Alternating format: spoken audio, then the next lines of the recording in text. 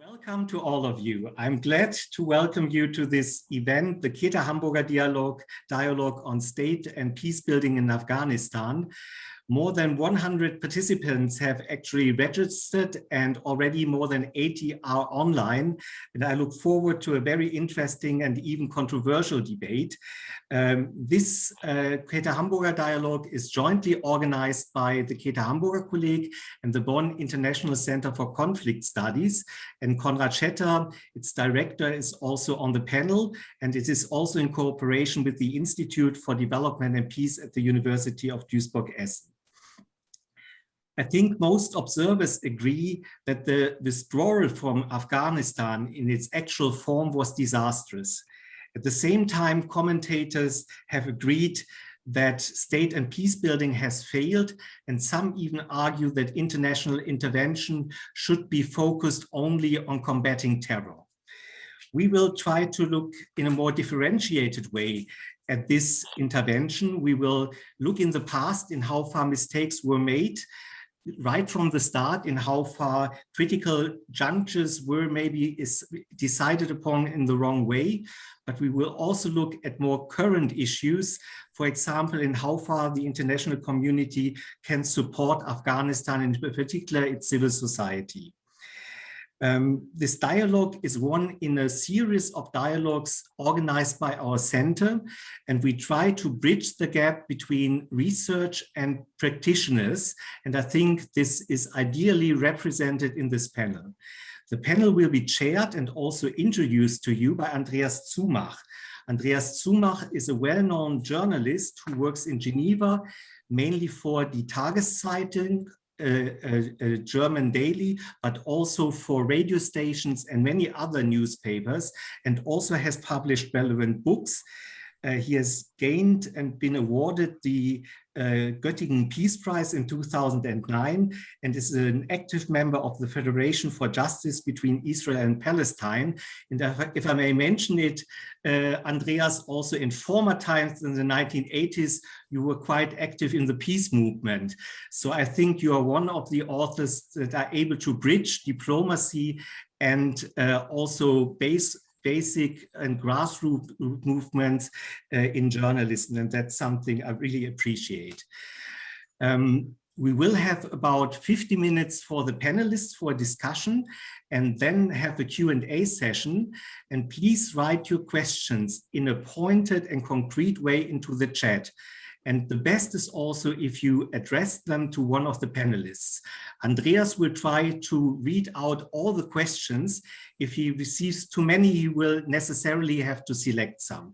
But I'm sure that we will have enough time for this open discussion. And now I give the floor to Andreas for introducing the panel. Good evening for me. Thanks for having the honor to share this great panel. I know we all have material for at least the next 5 hours, but we are limited to 7:30, so we all have to be very disciplined. And I will briefly introduce the panelists. I start with Nargis Nehan from Afghanistan. She has been for 2 periods part of the government in Kabul, first 2002 to 2009.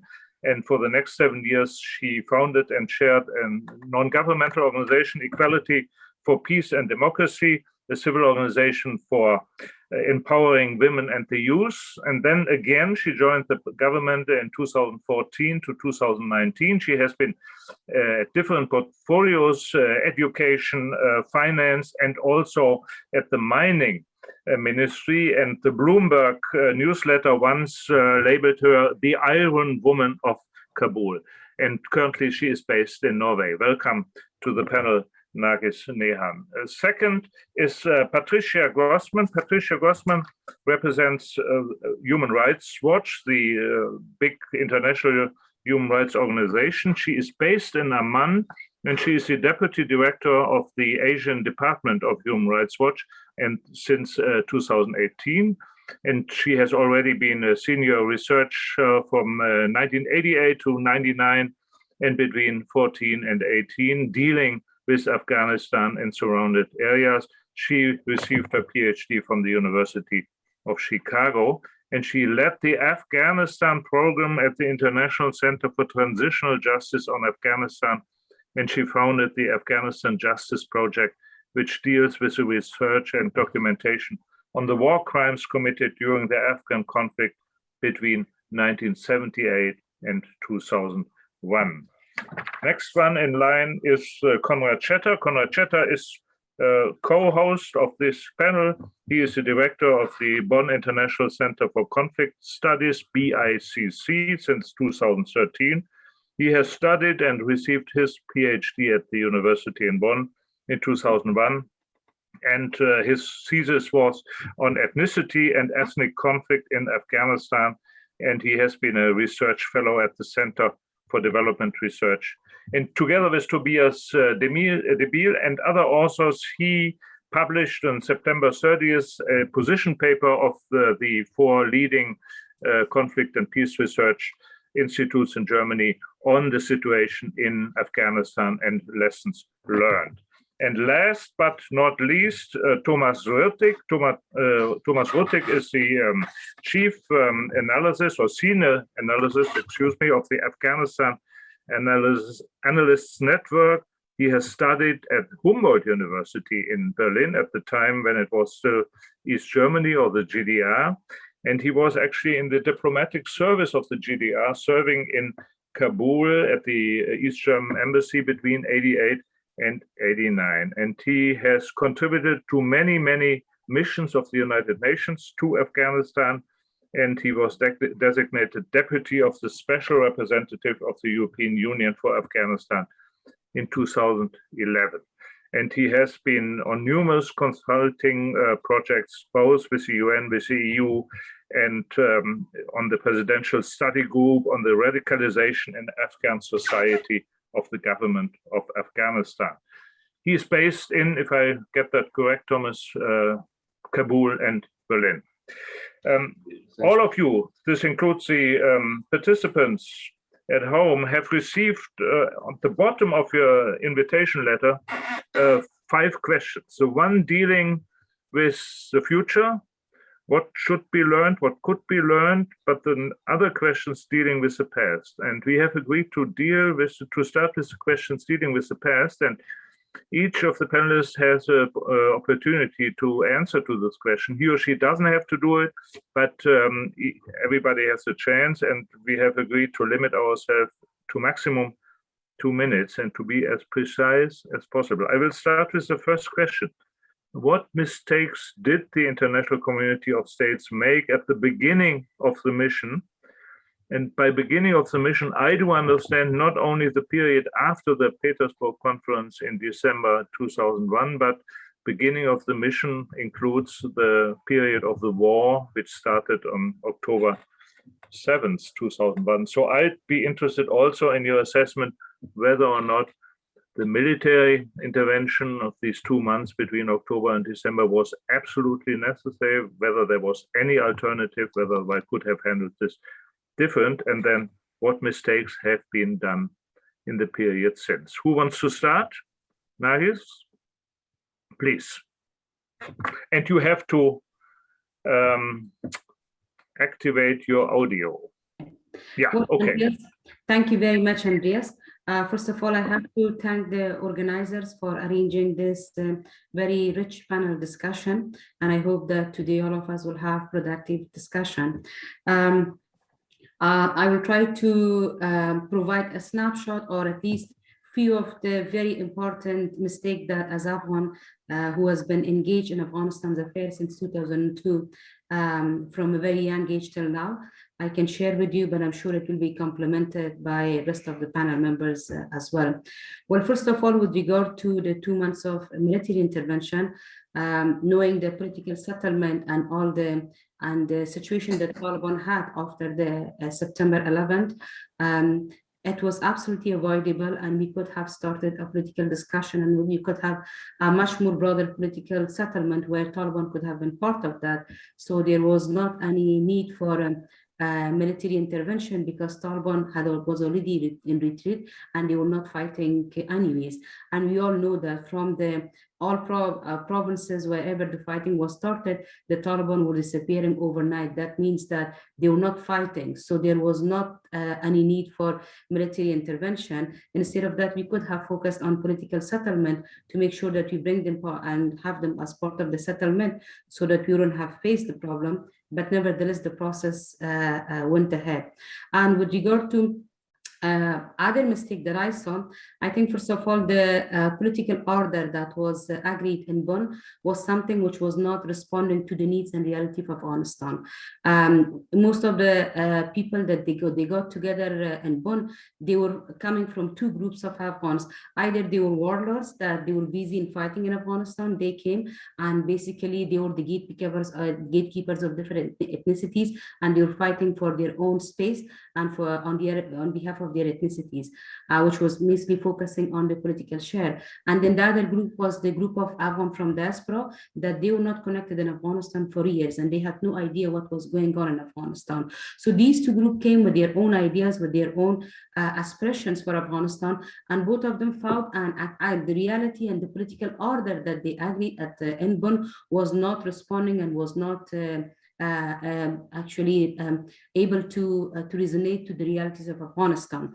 On top of that, the governance that we understand very well, which is very much important in terms of reconstruction, development of the country. We know very well that even in terms of governance, the highly centralized system that we have, the highly centrally controlled budget system that we have, the very big structure of the Afghan national security forces that we have, and the highly costly public institutions that we put in place was not responding to the need of Afghanistan. And these were actually, all of them together became bottleneck rather than facilitators of the service delivery to the people. And of course, lack of coordination among the international community where everybody was designing their own projects and they were delivering their own services to the people rather than trying to come with a uniform mechanism. This itself also weakened the position of the government. And all these together actually also helped the corruption to increase and also decrease the transparency and accountability and created more gap between the people and the government rather than trying to facilitate and reduce the gap. Thank you, Nargis. Thank you. You already touched upon a few questions we will still come up with. Next in line, I would ask Thomas Ruttig, what mistakes have been made at the beginning? And since. Yes, 2 minutes, very short, so I just say that the list is so long that I even don't start to cover it here. So let me talk about the junctures when certain key mistakes were made. To Bonn I come in the end. I think the major point when the political development, which was intended, moving Afghanistan toward a more democratic state, was the 2002 emergency law Jirga, when actually those forces who wanted a more democratic future were kicked out of the boat and the warlords were allowed to take over. And that continued at the first election when the presidential election was split from the parliamentary elections, showing that what Nargis just said, that the Americans were thinking about a highly decentralized system where they didn't need a parliament because it had too many dissenting voices, at least projectively. Militarily, the major mistake was to put the Taliban and al-Qaeda into one pot. It was al-Qaeda which pulled off 9/11. The Taliban were oblivious about it. Of course, they were also stubborn to host al-Qaeda, not extradite Osama bin Laden. That was a mistake, but they actually should not have been the target of that war. And the rest, Nargis had said about that, they were very weak in the beginning. So for me, the major mistake was that actually that democratization approach was not taken seriously because Western powers and their arrogance and I would even say tendential racism were not actually believing that Afghans could do democracy. And so they did it on their behalf. And we have that gentleman who just stepped back from his major US position today, who actually manipulated the whole process from the beginning, also in order to kick through the interests linked to the war and terror, which needed warlords and not democracy. So that's the major thing. One thing on Bonn, because I was part of it as a UN staff at that time. I think, yes, there were mistakes in Bonn, but it was possible to at that point. People we wanted to bring in beyond the factions were actually not allowed to the room already, although they were already in Bonn. So that's where it started. That's where I also would put Bonn into that same connection with the emergency lawyer Jürger. 2 minutes over. Yeah, they're over. We come back to Bonn probably later. But one question for those, because we are not all on top of the news as you are. Who is the gentleman who resigned today? Samar Khalizad, the special representative to Afghanistan. Okay. Thank you. Next one, please, Patricia Grossman. And please start your audio. Yeah. Okay, thanks for inviting me to this, and thanks to both Nargis and Thomas for leading in with many of the points I was going to make anyway, but I will go into some others of my own. I would say that the failures are very many. As Thomas said, too many to count in these 2 minutes, or even in many hours probably. But they begin from the very beginning. One must remember that the US went into this war for the purpose of revenge. And that colors the entire operation for the next 20 years. And in that way, then we're not interested in any kind of a really inclusive settlement of any kind. They wanted to punish the Taliban. And as Thomas said, link that with al-Qaeda. And so we don't really have a full picture of the earliest years of the war, I would say, in terms of the damage done, although now we begin to understand more of it. But that purpose of seeking revenge meant that the partnership with warlords and very, very abusive individuals who benefited in the years to come from this war, but were also very instrumental in carrying out really a program of a campaign to hunt down the Taliban and caused enormous damage in the communities in which they lived, thereby sowing the seeds for a resurgence down the road.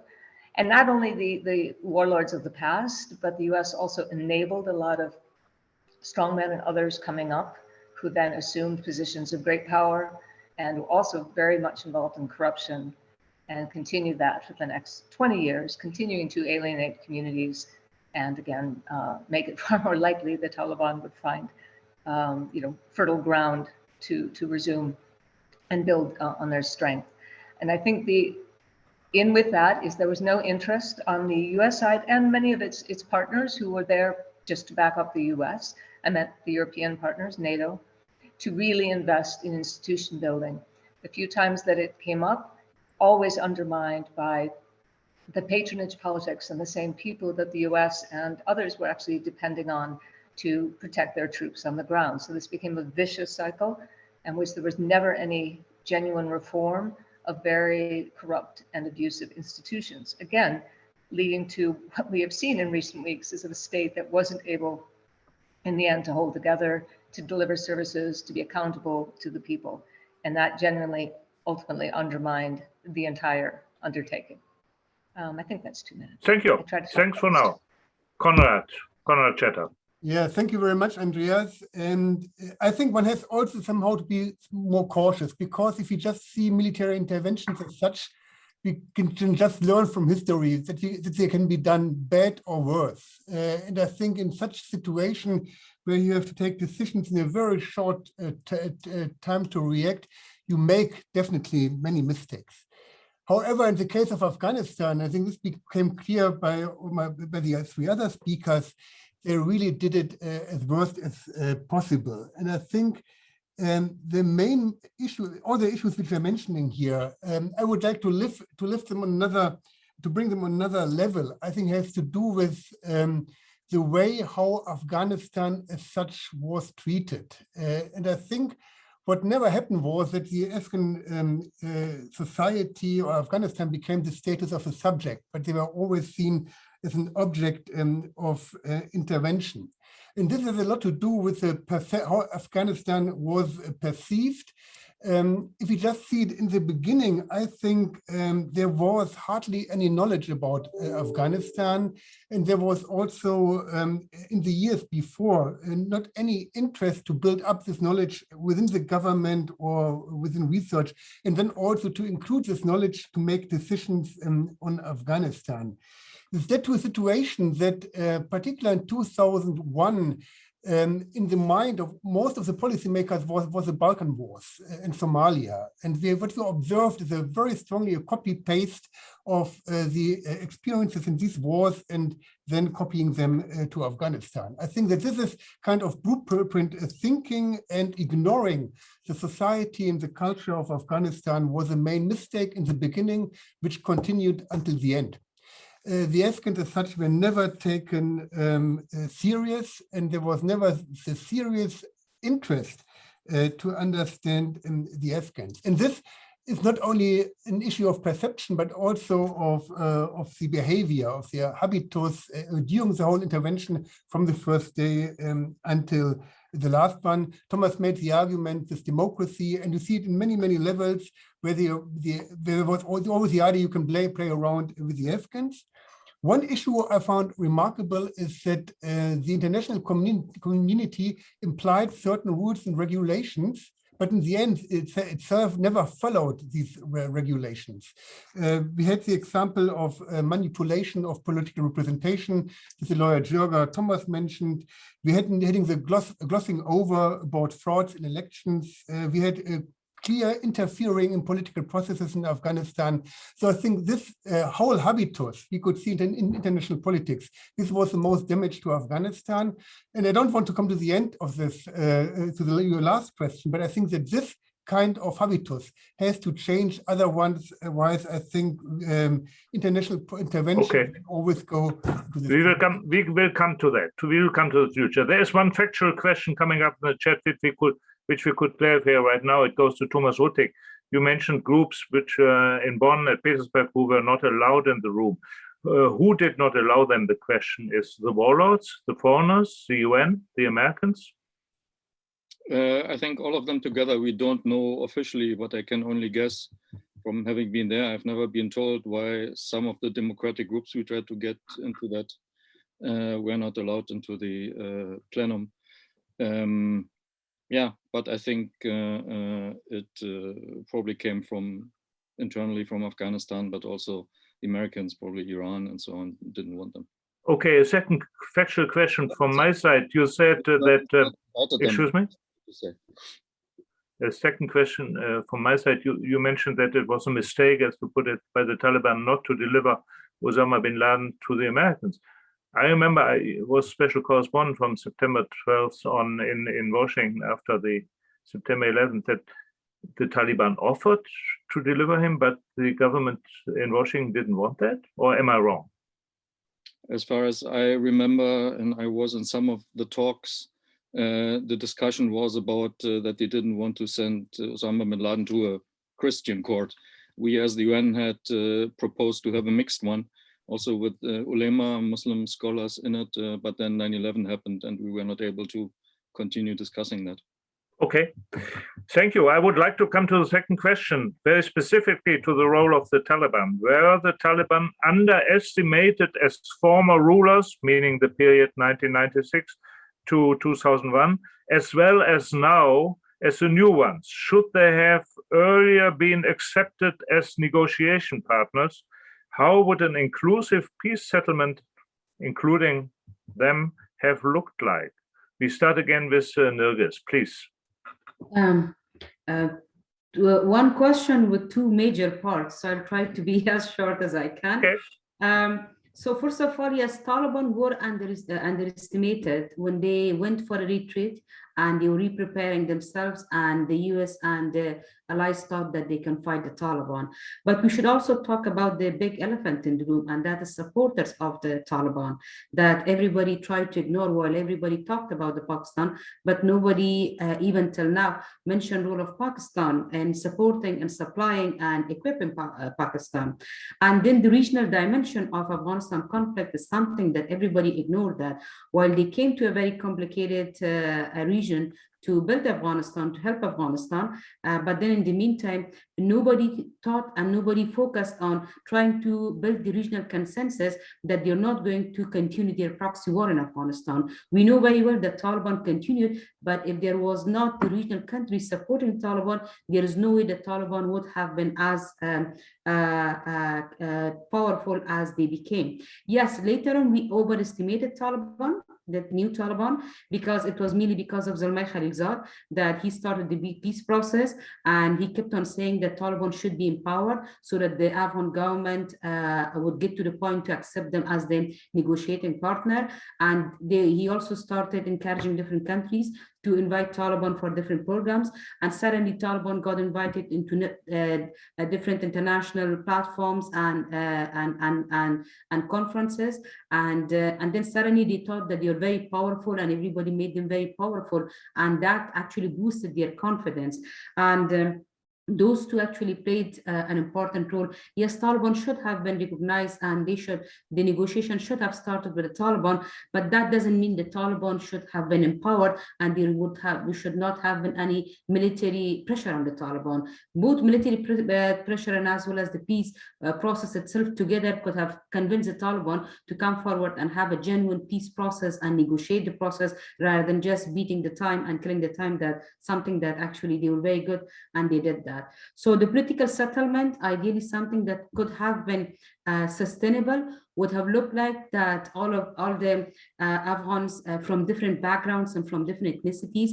So we could have had different political parties, representative of different ethnicities, representative of different genders, representative of different ideologies, representative of different generations, all coming together and building consensus for formation of an interim government so that the war could have stopped. But unfortunately, with the way that the peace process was managed with the US, that actually killed the process before actually even it started.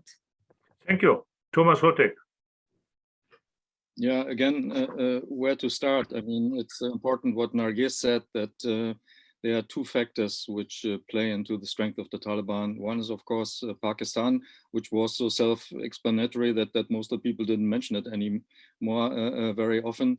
But it was also internally in Afghanistan very often used by the elites to kind of push the blame to the other side, because the 50% of the strength of the Taliban was the weakness and also the strength of the Afghan government in being corrupt and being able to continue atrocities in the war, while everyone was only too ready to exonerate them of that. And it's only now coming up how deeply this has influenced the population in the rural areas. I can only repeat what Nargis said about how should the settlement have looked like, inclusive not only on the side of the Taliban, but also on the side of what I in short call pro-democratic forces, which includes civil society and other political groups, which were there in Afghanistan, but by now have died of hunger because no one actually ever wanted to support them. And also some of our Afghan friends who wanted to do something about it were not very patient in really sticking to that and building up something like a third force. Because I think one of the issues why the conflict went like it went was that it was very soon polarized between the insurgents and the government, which was also, if you looked at it, not very nice to support them because of the many shortcomings and nasty things they were doing. And there was absolutely no middle ground. And that's actually why I always hark on democratization, having functioning institutions which can represent the population, not only facade ones as which Afghan parliament ended up. And as said before, those mistakes were made very early in the process and then were very difficult to turn around. And yes, we have underestimated the Taliban by far, militarily, politically, until they were able to march into Kabul without any resistance. And now they are so proud of their victory that they think they don't need to make any compromises. It's not about underestimating them anymore. It's just, I think it's about continuing, or the danger is that we continue overestimating ourselves, because we are walking around already and tell Taliban and all other Afghans what to do and how to do it after we organized a complete failure in Afghanistan. So I think we in the West, and I mean particularly our governments should actually be quiet for a moment and contemplate what their responsibility for that complete breakdown is, and what they can do to what many people, including Afghan newspapers who still operate, like Hush the Soap in Kabul, just said the primary problem of Afghanistan is hunger, the multiple humanitarian and socio-economic crisis. So do something about them and stop lecturing the Taliban, I would say. We will come to that, I think, after we run through the first 4 questions, what should happen right now in order to answer to this deep crisis. But first, Patricia. Well, again, there's so much to say, but let me start with a few things. I think, again, looking at the very beginning from 2001, you know, a refusal to accept that, in fact, the Taliban were at that point willing to lay down arms. So a misreading of the situation, and again, largely on the Americans there. And then as things went forward, the hunt for enemies meant that you turned whole communities into enemies, or not whole communities, but at least you gave ground for that, because misunderstanding what was happening in much of the country. And then misunderstanding in the last few years, or just lying, I think, about the strength of the Taliban, which wasn't something that, you know, suddenly emerged this year in a sort of lightning strike on the provincial capitals, but has been building since 2015. And yet every American general and some of the Europeans in denial, or at least publicly in denial about this, because it would signal that they were losing. And only now we see, yes, well, everybody knew that, but no one would admit it. On the Pakistan side, yes, of course, that's always been the elephant in the room. At the same time, when I see on social media, you know, calling it a Pakistan invasion, again, it's as if it's contrasting and competing narratives of the war, and a refusal to see the deep divisions within Afghan society that have created this, and then been exacerbated, of course, by foreign intervention. And now I think the Taliban also, as we said, so convinced of the righteousness of their victory, they're actually repeating the same mistakes, going after their enemies, hunting them down, leaving no space for compromise or negotiation. And, you know, sadly, I have to say this isn't over yet, because this is also not a stable situation. So there's been problematic, deeply divisive narratives about the conflict from the outset. Thank you. And Konrad. I think I would like to add one point. I think that particularly in our media reporting, the Taliban were always seen as these wild warriors, and it was completely underestimated how this movement professionalized itself over the last 2 decades. And it's not only Pakistan who poured money into the Taliban, but also many Arab Gulf states, even Iran in the last years, Russia in the last years, even China. So I think, of course, Pakistan was, of course, the one main donor. And hereby the Taliban professionalized. And I think where the Americans put a lot of money in was this whole Hearts and Minds campaign. And one has to say that the Taliban won this battle completely.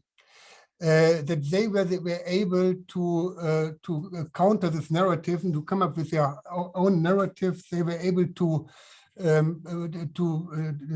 provide themselves as the one who are fighting against the corrupt government. They even addressed many of the social inequalities within the countries, injustice in the country. They presented themselves as the freedom fighters for the country. The issue of freedom plays a huge role in the national narrative of Afghanistan. And even because we talked today also about state building, the Taliban themselves always tried to mimic a kind of state building. They mimicked they appointed governors, they appointed district governors, ministers, and so on. From the beginning, they always started to show we also can do state. And I think that this professionalization, this was completely underestimated over the last years, and also hereby the acceptance within some parts of the Afghan society, particularly in the rural areas. I would like to stop here. Yeah, thank you. You have made different points, but so far I didn't hear any contradictions. But if you feel the need to respond to what you have from somebody else and want to have a counter argument, please feel free to take the mic. Yeah, raise your hand and indicate it to me. Otherwise, I would continue to the next question, and that would be from the outset. Should the state building have focused on core functions? Question mark. What would have been the role of the state budget, which helps determine the state's legitimacy and capacity? Did the heavy external aid primarily contribute to corruption and self-enrichment among the elites? Nargis. Well, budget, as we all know very well, is playing an instrumental role when it comes to state legitimacy. But to be able to use the budget as an effective instrument, you need to have political will, you need to have the right policies, and you need to have the capacity and capability to be able to execute those policies. The unfortunate fact that we had on the government side that the government was very much focused on centralizing everything. The government was focused more on controlling. The government was much more focused on their internal fight, everybody trying to get as much resources as they could and hiring their own people and creating their own circle of mafias within the system. So that together with the over-centralized system that we have, we made the budget system a bottleneck rather than a facilitating process.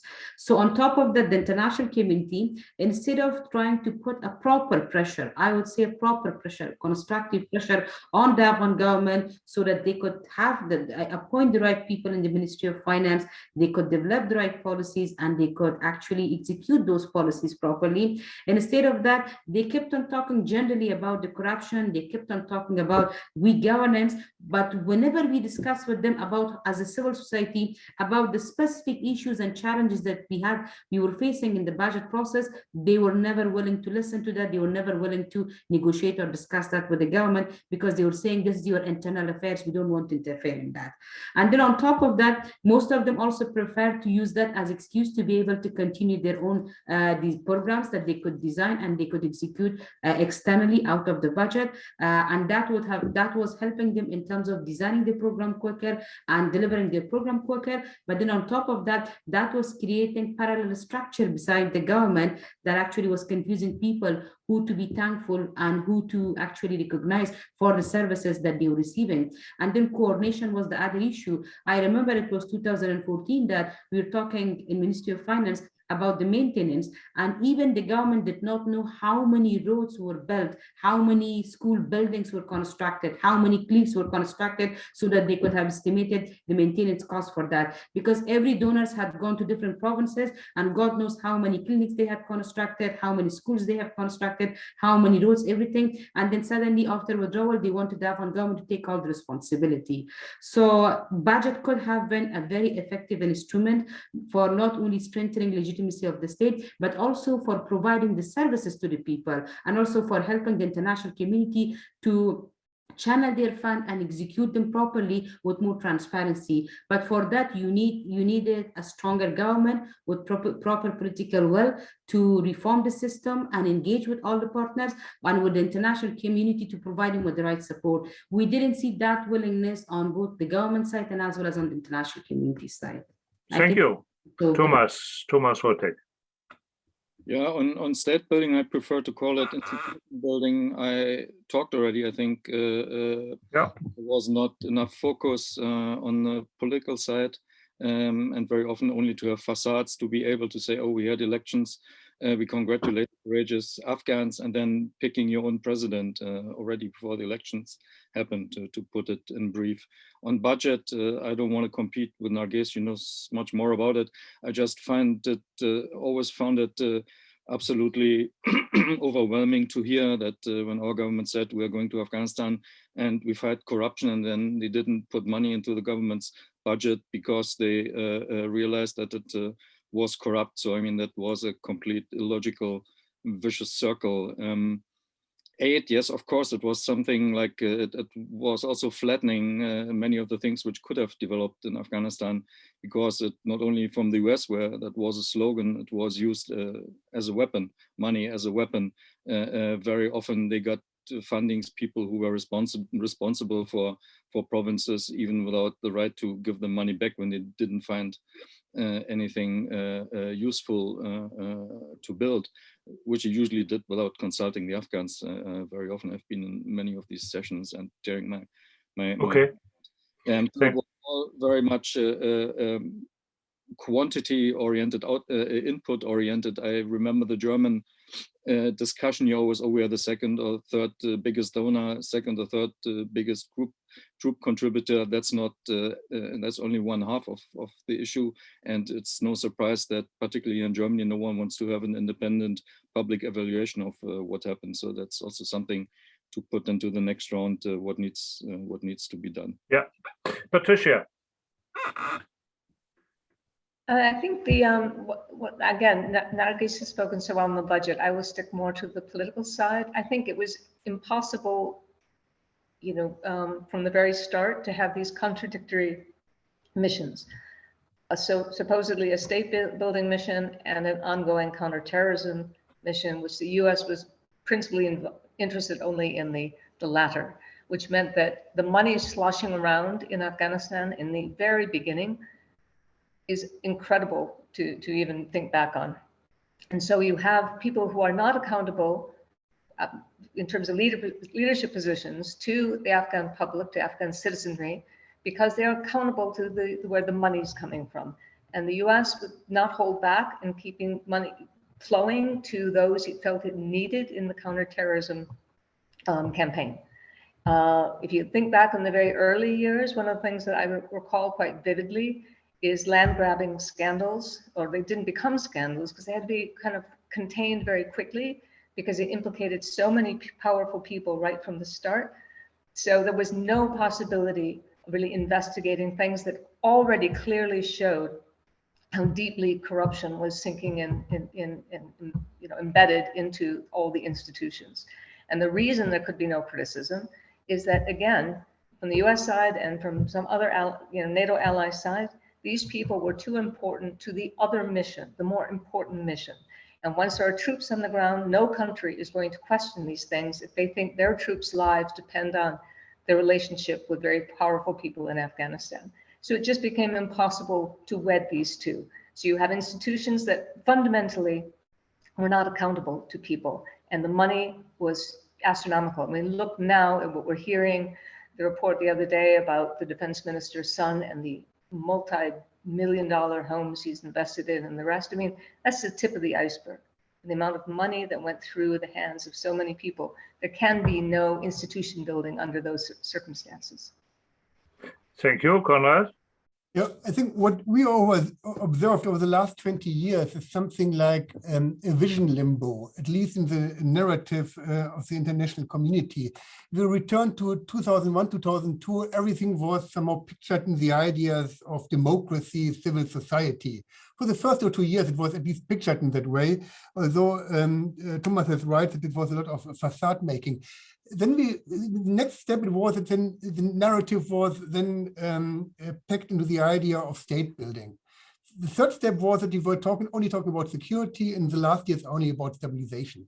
So what you could see is about that the political visions for Afghanistan were downscaled step by step, and other one would say it became more realistic. But I think on the other side, what never happened was a real sound institution building. However, here usually Thomas and I, we have a dispute because I think the question is, because Thomas is always saying we have to do democracy from the very moment in the right way. I agree with you in that regard. However, I think that democracy only works if you create certain political institutions beforehand. You have to create certain institutions for security before, which have to work. So I think the whole design was very autarchistic from the beginning, and there was never the idea how to reach the point to have a democratic state in Afghanistan. Perhaps Thomas is right, and there was never the interest in creating this, but I think it's much more important to see that this whole question of institution building was never done in the right way. Another thing I think which is important, we have to talk about legitimacy and the legitimacy of the Afghan state.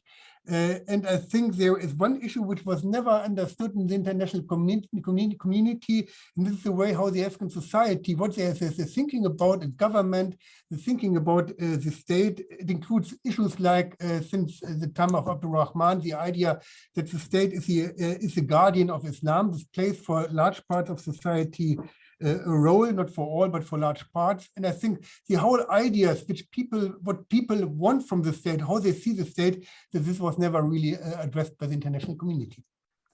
Thank you. Thomas, you want to react to this disputed point? No, I just wanted to ask Konrad which institution he's referring to, which should have been built before democracy can be done. Konrad? Well, I think it is on the one side a lot to do to provide security on the ground. I think that this is really important. If you can't hold elections if you can't provide security for that the elections can take place. I think this is something which I find is key. The same question is about political parties. You can't have elections without thinking about if you allow political parties or not. And again, we could see the same as in 1964 that political parties were not allowed. And I think there are many mistakes made in that way. And I think if we both would sit together, we would find out many failures in this institution making. Thomas, you want to react? Yeah, I mean, Konrad knows that the political party's point is mine since 21 years. When you mean security as an institution, I'm fully with you. Yes, not disarming the factions or only disarming some and not the ones you liked most was a major thing why elections were impossible. Although Absolutely. The first ones were still rather open, but it closed more and more and then money took over. I mean, in the moment, the parliament is full of businessmen who don't have any interest in politics, but just in protecting themselves because they're immune when they're sitting there. Nargis wants to come in on that point, please. I just wanted to add one more point, that beside the security institution that you definitely need to have for democracy, you and political party, you also need to have credible, especially by public, election commission and complaint commission with proper system that people could trust.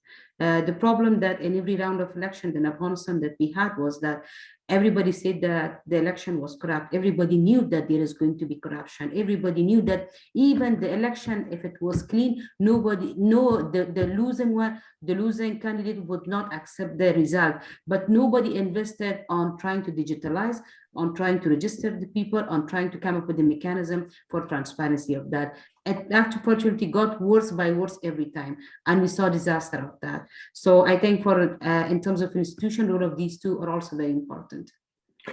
Before we come to this last question on the past, which achievements have been made, let me feed in one question here. I'm somewhat amazed that nobody of you yet mentioned the drug economy. I have wondered for the past 20 years, could things become better the past 20 years, but that's also valid for the future, as long as a country provides up to 80% of the world's heroin consumption and up to 50–60% of the gross national product is drug economy. And so much money comes into the country to everybody who wants to buy weapons or sustain a militia, and so much money where you could corrupt all levels of administrations, of police, of government. So am I correct that this is a big question, big issue, and what could be and what should be done about it? I remember at the Petersburg conference in December 2001, I think the British took on the task, but nothing really happened. Or am I wrong? Thomas, you are smiling. You are first. Yeah, it's a sarcastic smile because I remember how there were two competing anti-drug commissions in Afghanistan, and the Brits were funding both of them and not realizing they're two different ones. Yeah, I mean, the problem with the drug economy is if there's no other economy which really keeps people above poverty level, then it will continue, particularly because it's politically protected by those people in power, and it's a give and take. I mean, between the different levels of that power tree, so to say, between the people in the center and the provinces and the districts, and then the poor farmers in the end who don't see much of what comes out of it, but still enough to improve their livelihoods. So it's all about livelihoods. And then it's about disarmament. I mean, if you disarm warlords and commanders who protect the drug trafficking, then they will not be able to protect it anymore. You need a strong police for that, which is not factionalized or faction owned as it was in Afghanistan, but is on the side of the state. And the state, of course, also needs to be non-factional, which it never was. So are you saying all these wonderful ideas that were around to give those farmers who actually live from growing opium enough so they could sustain their livelihood and do that on a large scale, this was always unrealistic? No, it was not unrealistic. It was not done. I mean, in the very beginning, when the war was not so strong, it could have been done. But remember, that was at Petty probably knows better, at one of the very late donor conferences when the West suddenly discovered that we need to do agriculture. But that was when most of the agricultural areas and the rural parts of Afghanistan were already again in war, so you couldn't do it. In the beginning, there should have been many more investments, and Afghanistan has fertile land. There were also issues, Narges could probably say something about that, about pricing, because the main staple and the main agricultural product is wheat, but the prices were so low that it didn't make sense to grow it, etc. pp. Okay, I have Konrad, Narges, and Patricia on this here. Konrad. Just a minor issue, but I think the international community missed the point to legalize the opium production in Afghanistan.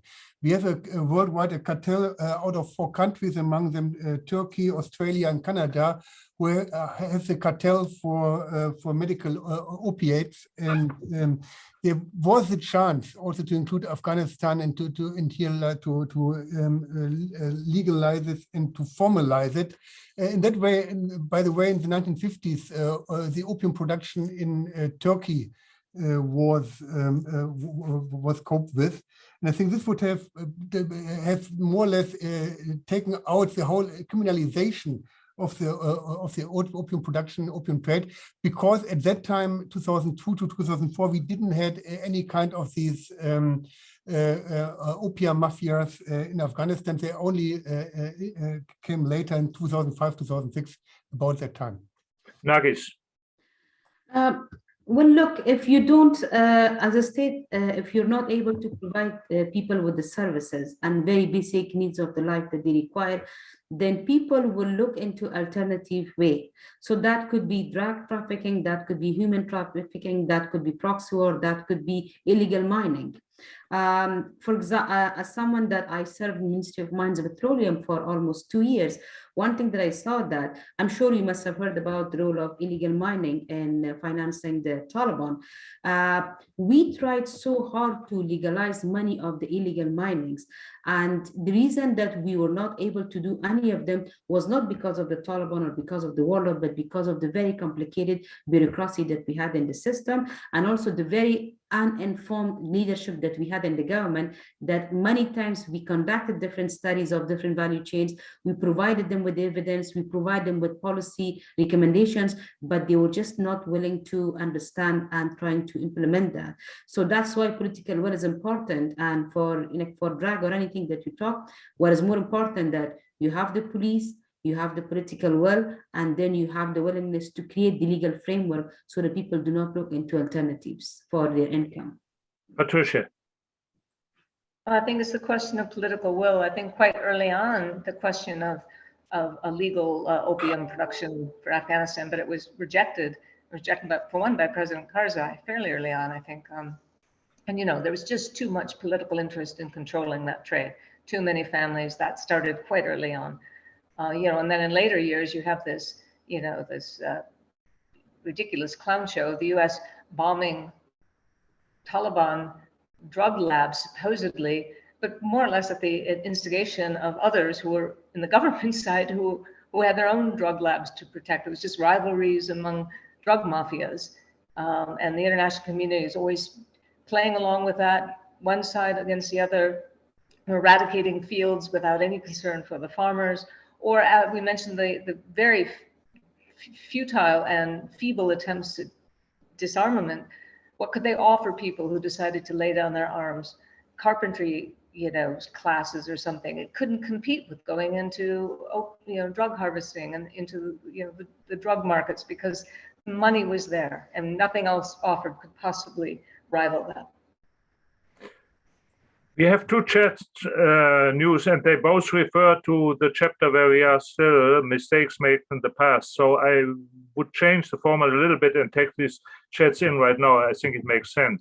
The one is from Martin Reusch, and he says, Afghanistan's population is very young. A high percentage is below the age of 25 years. Why was very little done about creating jobs for the young part of the population? Who wants to address this question?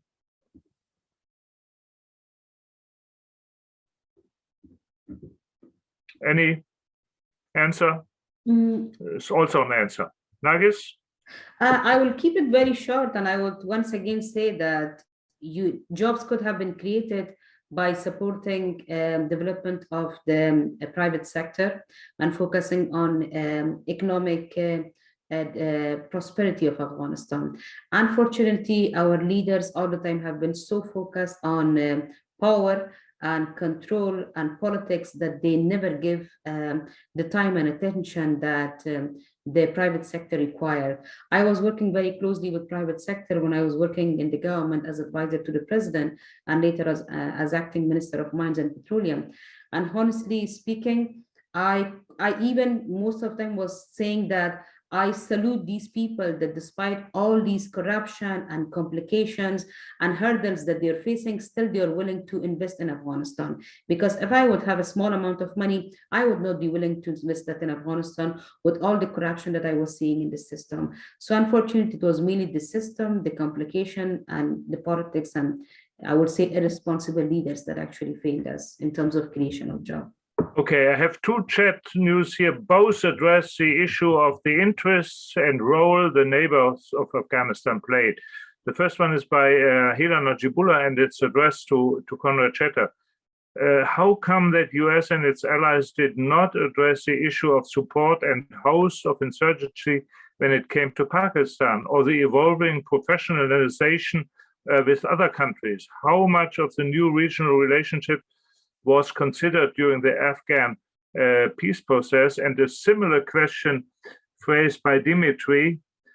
Can you explain the regional dynamics of Afghanistan's neighborhood, Pakistan versus India, rivalry, Iran, and their role in failure of the Afghan state? What kind of political settlement in Afghanistan could have been satisfied the foreign interests of Pakistan, India, Iran, etc.? Maybe the question also to Thomas, but Konrad first. Yeah, thank you very much. I think it's very important to consider the complex regional environment of Afghanistan.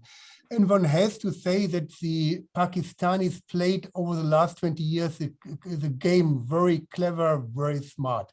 I mean, even today, if there are discussions about that the Taliban should cut off their relationships to al-Qaeda, nobody asked about all these Pakistan jihadist groups we find in the border areas, about the relationship of the Pakistan government to certain terrorist groups. This all is not discussed. I think there's a very clear and simple argument.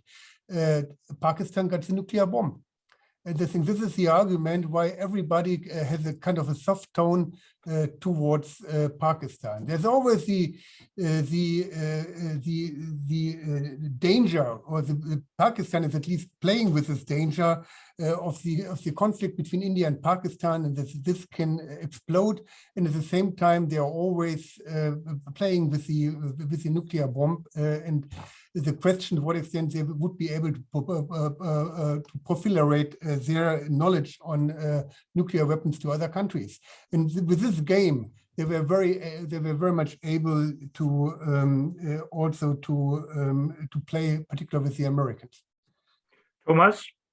Yeah, I mean, Dmitri's question almost answers itself. I mean, if you list all the conflicts in the neighborhood, India, Pakistan, Iran, Saudi, Russia, China, whatever you want, you see that many of those issues are much bigger than the Afghanistan issue, although in the last 20 years we kind of created another impression. But I think without some cooling down of some of those conflicts, also Afghanistan will not very easily come to more peace. But of course, that's a very tall agenda to only if you look at India and Pakistan, how long that's ongoing. Can I say something to the question before? Just yes, please. On the job creation and so on. I think it's not only about the young generation; it's general. And with apologies to Narges, also, I mean the whole private sector thing has almost become a slogan. I mean, Afghanistan has a very strong private sector, but it's also very small and weak. And they usually have mingled through all the phases of the conflict by surviving and actually even keeping the Afghan population alive. The big investments are missing, but that's probably also a recipe from, I don't know, it's not that you said that, Narges, but it's very often I heard that in Afghanistan as a recipe from the past century. Also, I think one mistake was, particularly under President Ghani, that he was a fan of concepts of making the state leaner. And we know that the state in Afghanistan was one of the biggest employers in the country. And I would even have been in favor of giving some more people some money, even if they probably only work half day, as long as they are in gaining some money and can keep their families over the poverty level, etc., and then start building from there, but not only in the private direction, but also in the other direction. I remember also discussion in Afghanistan about protectionism, for example, cotton, because we have all the textile quotas in Europe, and I think also in Northern America and so on, and Afghanistan was a big cotton producer, even during Second World War and then later and so on. And there was never a chance because we never helped Afghanistan by helping them by dismantling some of our taxes, for example. Najir, you want to react to that, or can we go on? You don't have to. No, I don't have to. Okay, then let me come to my last question on the list dealing with the past, and I changed the order a little bit and want to have Patricia and Narges answer first. Where have achievements been made in human rights, and especially women's rights? And are these advancements, if they have been made, now completely threatened, or can some standards be preserved under the Taliban's new rule? Patricia first. Well, I would say that the greatest achievement was actually not achieved through the military undertaking at all, but there was a time when there was an opening of some space, and in that space, some civil society groups could begin to function, could begin to emerge, including women's rights organizations, and I think very importantly, the media. These were uneven. That space did not reach in many parts of Afghanistan, particularly the battleground areas, which were primarily rural. There's a lot of social media sort of controversy over a rural-urban divide, but I think it may be more accurate to say that at least up until the first 15 years of the war, so it was the rural areas that were, particularly in the south and east, that were the battleground areas. So these kinds of achievements did not reach very far there, where they carried on more the brunt of the conflict. And things again that haven't even fully been researched in terms of civilian casualties and costs of the war for those populations, those communities. But yes, there was an opening, and I don't think I don't know if it's going to be able to survive in any form. Many of the people who were leaders of in that space, among activists and media, have had to leave the country, or are trying to leave the country, or in hiding and unable to function now. I mean, look, the media, I think the report from the Afghan Journalist Safety Committee was 70% of the media are now essentially closed down. The media remaining are not able to investigate and report other than very bland sort of, reporting. So, and I don't know of the others, hopeful there'll be some continuing activity, but the current climate is so dangerous for that kind of activism. I couldn't predict that it will survive until we see what comes next. But it was genuine, but it was always so fragile, so partial, and that also contributed to undermining it in the end. Narges? I totally agree with Patricia. I mean, the state and space that was provided I always say that if you're looking at our politicians, at the war and everything in Afghanistan, of course, Afghanistan seems a failed project. But if you look at the silver line and the achievement that we had, especially with regard to role of media, civil society, women group, organizing themselves and trying to be the voice of the poor and the victims, that is the silver line that we had in Afghanistan. The women group especially has been the most organized ones, constantly not only advocating for women's right, for equality, but also for the rights of minority, for injustice and fighting corruption. The group has always been actively advocating and raising their voice. Even when the peace process started, the women group was the only group that came forward first and put a 6-point agenda together and say that we want to have a durable and sustainable and accountable peace process. So those are the achievements that we have had, and level of awareness of the women are quite high. And I'm sure none of us were predicting that when the Taliban would take over and they force women to sit at home and do not go to their offices, women would be going out, and while the Taliban were having their guns towards them and warning to shoot them, but still women went out and they demonstrated because they wanted to get back to work. So that is, of course, because of the level of awareness that they have and because of the activism that they have in themselves. So that is something that nobody estimated, because everybody thought that, okay, women's right is only the agenda and the business of a small group of elites in Kabul, and as soon as they get out of Afghanistan, then that's it, it's gone, like there's no one else. But we saw that thousands of women that they came out on the street, they were not part of those elite group that people are talking about. These are the very ordinary people that either they're civil servants or they're teachers or they're working in very low level positions, but they need their job to be able to earn, to be able to feed themselves and to be able to feed their families. And I talked to many of them and they say that, look, we will be dying out of hunger anyway, so it's better that actually we go out with the Taliban kill us rather than dying at home ourselves. So that shows the level of awareness of the people. So when it comes to dealing with the situation and providing support for these groups in the future, especially the media that we saw that most of them, more than 70% of them are being closed.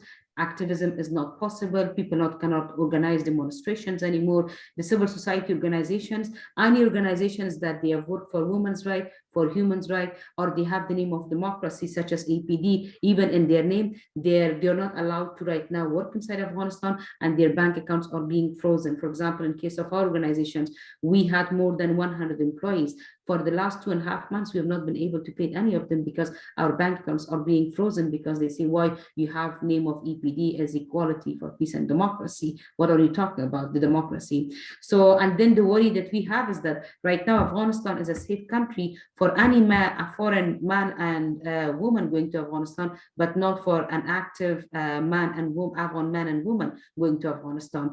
So in that area, we need to engage constructively with the Taliban, and we need to change the situation.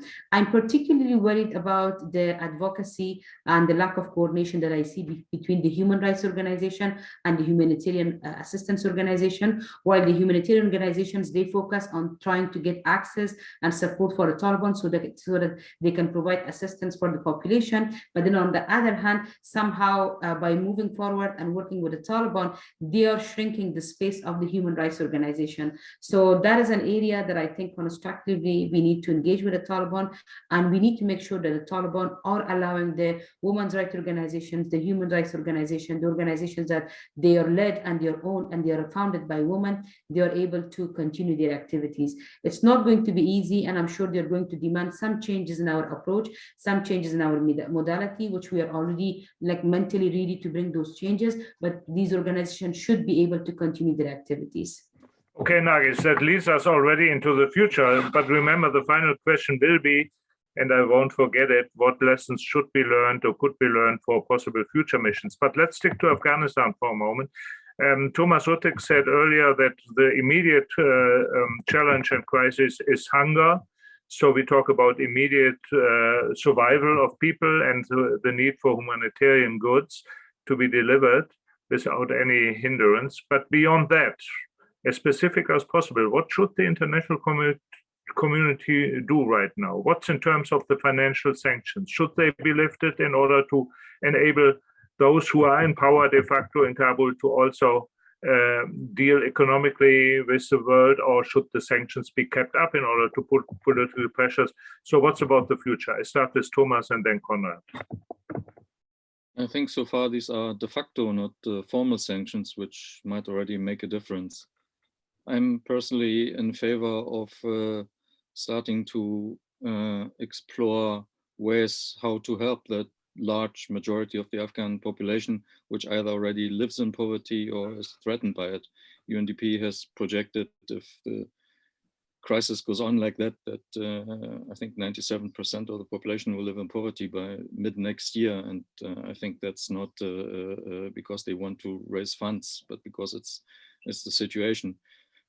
So, I mean, it will always be a difficult path to follow, because the Taliban are de facto in power and you need to deal with them. And in the moment they control the country, and they also control the access. And in the moment they also don't make that impression that they understand that they need to be more lenient and allow others to help keeping their people alive. For that, of course, you need humanitarian, but also in a way political space. I mean, what we just heard from Narges, yeah, there's a lot of organizations and whatever, but as far as I see it, they're not in the country anymore. So I think that space is not threatened, it's gone.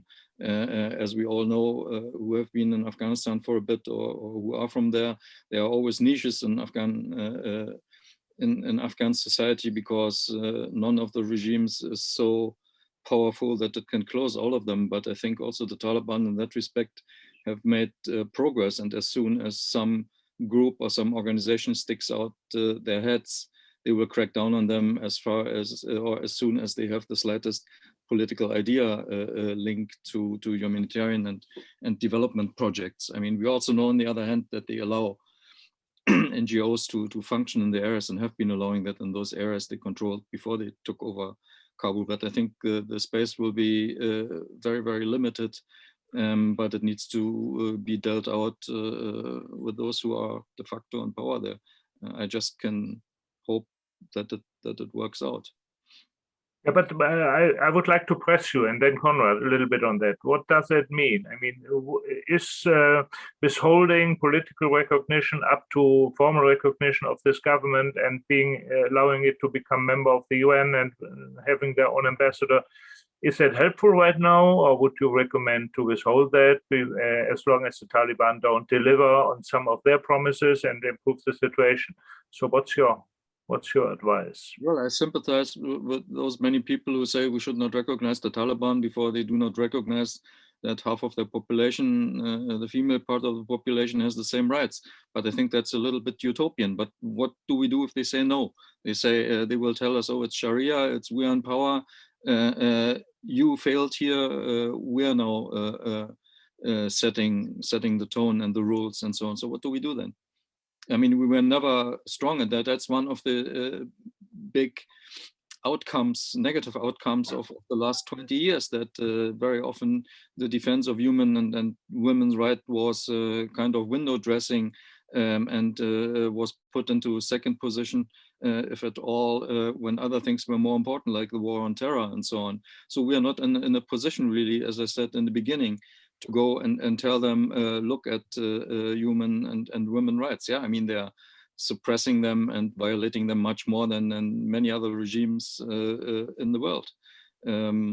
But as we also see in countries like Myanmar or Belarus, our influence is limited. Not least because we never took it so serious as we always pretended to do. Okay, Konrad first.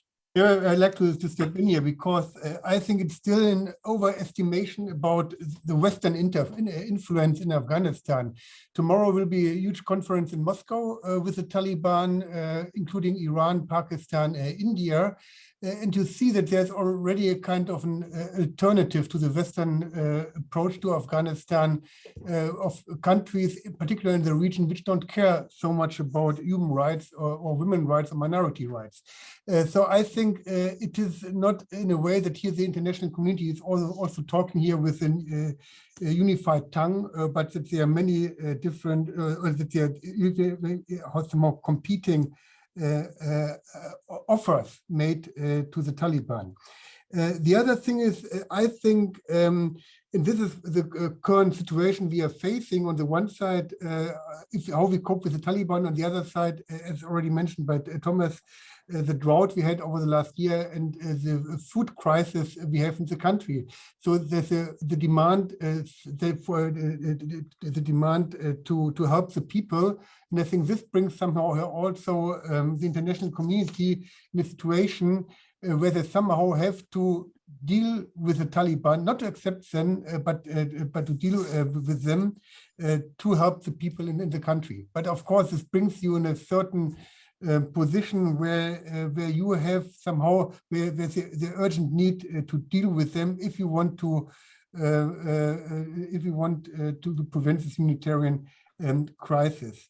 Made this point, I think it is also an issue about to think about where you can still find ways to cooperate with civil society. I'm not here as pessimistic as Thomas. I think you still find here and there certain activists and civil society organizations, and this is what you still find in the country. You have to support. I think that is key. Patricia? I think, we need to separate out a couple of things here. First of all, on the question of Russia, Russia, of course, has its own sanctions against the Taliban, which complicates in some way their own recognition. There may be other reasons as well, but they are sanctioned currently by Russia.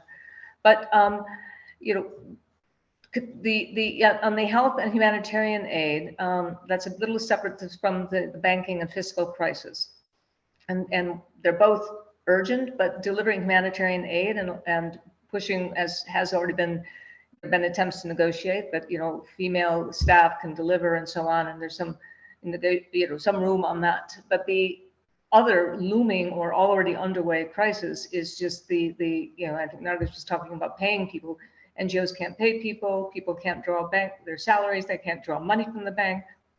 Combining that with the drought, you're heading for the country to go over the cliff, or it's actually already going over the cliff. And the Taliban will also realize this is not in their interest, because you have, as we already pointed out, a very young population, an unemployed population, a hungry population, a population that could then be driven into to take up arms with the Islamic State or something. I mean, it's not a recipe for stability to have such poverty and such desperation. But these are pieces of it. It isn't just these sanctions or that piece of the humanitarian crisis, but the entire state was so dependent on international funding that the departure of foreign funders means a collapse of the whole Potemkin state, really. So this has to be seen as part of the issue, and I think we all have a piece of this in terms of the blame for what's going to happen. And the Taliban need to see too that it's not in their interest either to not find some room to negotiate on this, because they're going to face a population that will be suffering from this. Nargis, you want to comment? Yeah, with regard to Taliban using the excuse of model of Sharia law and implementation of that, one of the problems that constantly I and many others have been talking about, that while Taliban have been using Afghanistan being a very conservative and ideological country, Taliban have been using Islam as one of the tools to be able to convince people to support them and convince all their foot soldiers for supporting them in the war. Unfortunately, in the last 20 years, we have not had any program to engage with the moderate Islamic groups. So we totally left them on their own, and we focus on human rights, women's rights, democracy, everything from West and all these international convention perspective, which none of them were recognized by the Taliban. But we never tried to look into the models of Islam for trying to strengthen and for trying to advocate for democracy, for women's rights, for human rights and everything. So I remember 2 years back, we started a program that I was also one of the participants of that program, where we had a discussion on different models of the governance in Islam, and as well as we talked about the women's right according to Sharia law. And in that process, we learned that actually there's a lot within the Islam religion that we can use for advocating and debating and fighting for our rights. So I think when they are talking about the Sharia law, we have different countries that they have adopted different Sharia law, and it's important that we put a team of experts together. And I've been talking about this, asking about this many times, that we need to have a group of experts where right from now we should we should conduct the studies, we should collect the document, and we should develop the different models of Sharia and Islamic Emirates that we have, so that based on that we can debate with the Taliban, because what Taliban are implementing in Afghanistan in the name of Sharia and Islamic Emirate is the most regressive version that you don't have it in any other country but except Afghanistan. So I think we have enough evidence and enough tool to be able to fight that back from the Islamic perspective, with the support of many Islamic scholars that so far we haven't done it. Okay, we have 2 or 3 questions which we have already dealt with. For instance, a question in the chat whether it would have been better not to intervene at all. I think we addressed this question at the beginning. Everybody addressed this question. But I want to come to this final question: what lessons to be learned, if at all, from this Afghanistan experience for the future? Does it mean the end of the idea of state building, of democracy building? And I combine that with a question from the chat. I read it to you from Hela Najibullah. To all of you, reflection for all panelists. One of the main failures of the past 20 years of intervention was encouraging the dependency factor. So isn't the discussion of humanitarian aid and UN intervention a continued approach on behalf of the West, except this time through the UN and humanitarian organizations? So is all the skepticism we hear justified, or do political observers threaten to throw out the baby with the bathwater after the experiences in Afghanistan? I start with Konrad and then Thomas, please. I mean, over the last decade, you would already observe that there is an international politics. There is not anymore the belief in intervention, and much more the other side, that countries concentrate on themselves, the word interventions totally. And I think this is also something where we have to be very cautious not to generalize the experience made now in Afghanistan. For sure, and I think there we all agree, the institutional setting in the intervention in Afghanistan was terrible, went wrong, and many things, particularly this combination of state building and war on terror, was a clear mistake in the beginning. However, I would be cautious to say that state building and democratization doesn't work. I think this is somehow a kind of an cultural argument which is made that state building and democracy only works in the Western world in certain countries, but can't work in other parts of the world. And I would counter-argue this argument and say that it's more a question, of course, in which context you can initiate certain processes and initiate certain institution building. Of course, what you can't do is what I mentioned in the beginning, just to treat a country like an object, or the population of a country like an object. So this means for any kind of interventions, also civil development interventions, I think it's a question of the attitude. What is needed is a change of attitudes in politics. If you think about interventions, and to understand that you have to deal with subjects and that they have the own realm to decide about their own future. And I think this is something which was made wrong, in particular in the case of Afghanistan. Thomas? Yeah. Anything? Lessons learned? Oh, there's again, it would be a long list, but I just want to talk about issues which came up here. I mean, in the moment we have a multiple humanitarian crisis. I don't know what Hila would suggest there.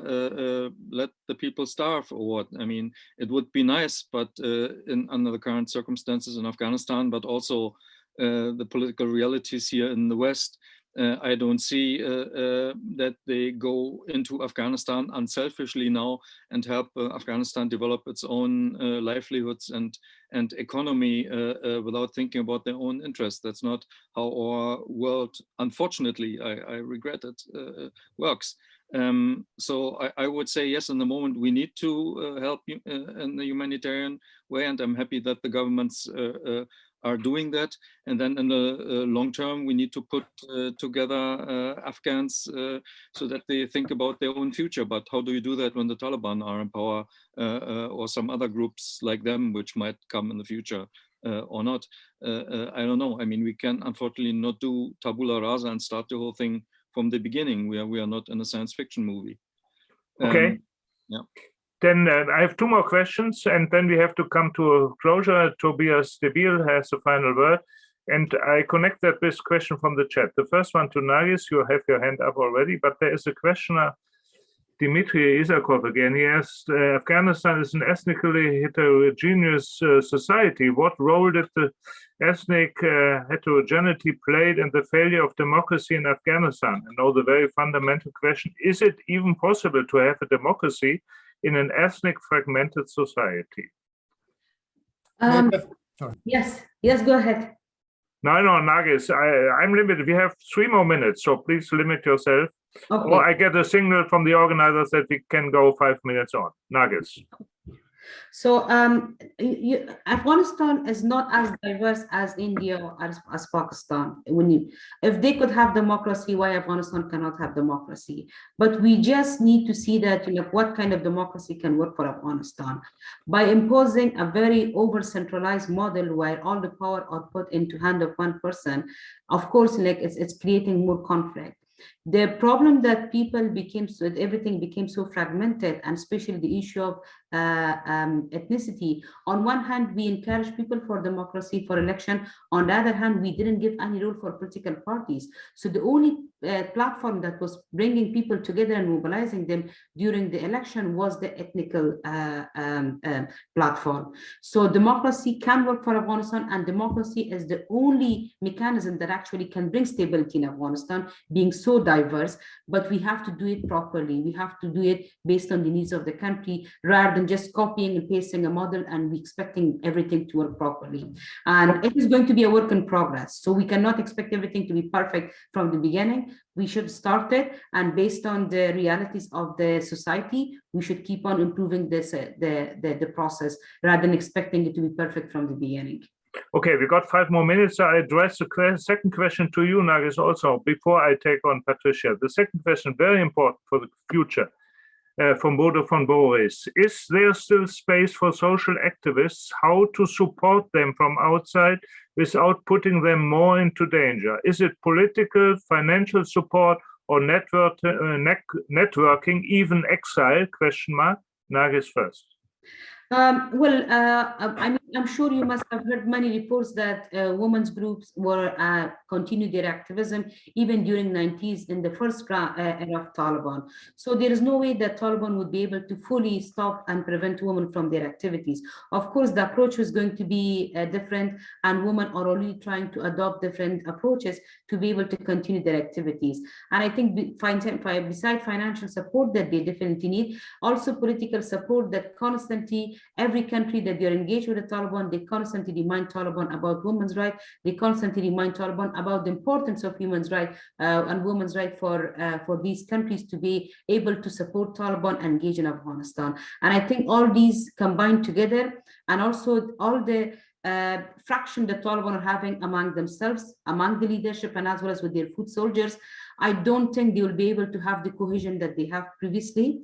And this itself is providing us an opportunity that we begin to engage with them. And also after a few months of governance and like experiencing the taste of power, I think they will have a lot of problems on their plate, including the Daesh, the resistance, and many others that will provide us a room that actually we can focus and we try to negotiate with them and try to get some space for women to start their activities.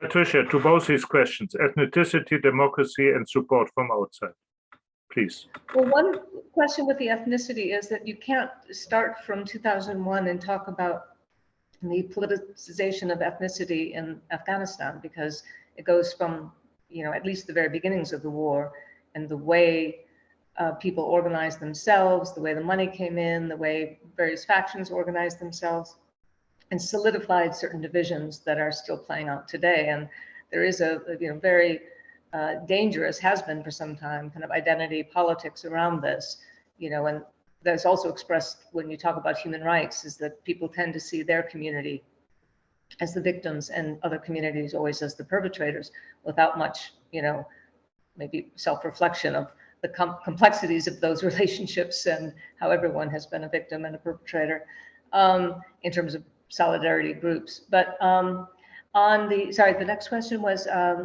support from outside. Is it possible? Whom to support? How to support? Well, I think one of the real differences is very important and actually gives some hope compared to the 90s, is Afghanistan is still much more connected in communications than it was then. And there's an enormous number of people continuing to care and work on these issues, including Afghans in the diaspora and Afghans in the country. I'm myself in touch with many, trying to at least document and record and monitor and witness what's going on and report it, even if they are outside now.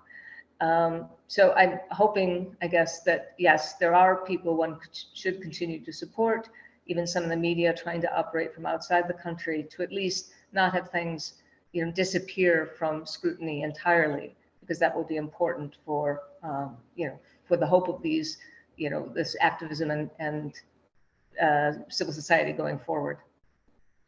We have to come to a closure. I thank the 5 panelists and all those who listened in and participated through their chats, and I hand over for the final words to Tobias de Biel. Yes, thank you, Andreas. Thanks to the panelists. I would also like to thank those who participated actively, and I think it was a very dense, sometimes also controversial discussion, and we learned a lot about Afghanistan. Actually, we had already meetings and dialogues on Afghanistan over the last couple of years, and I'm sure we will follow up on it even in the future. This event was planned at very short notice, and I'm very glad that the 2 teams from the Käte Hamburger Kolleg and BICC really stepped in and did it within, I think, something like a record time of 2 weeks. And I namely want to mention Julia Fleck, Martin Wolf, Uwe Amerkamp, and Susanne Heinke. And I think without their support, this event would not have been possible.